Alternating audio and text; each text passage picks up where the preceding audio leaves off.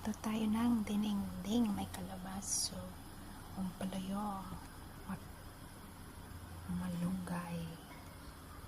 Ayan guys, ang iluluto ko today, ulam ko. Ayan. Ayun. Makulay ng buhay. Ayan. Lagyan na natin malunggay.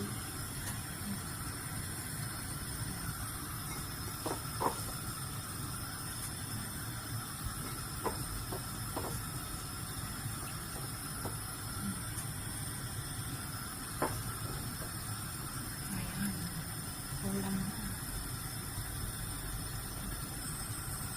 Ang makulay na walang halian, bungan, sarap na yan.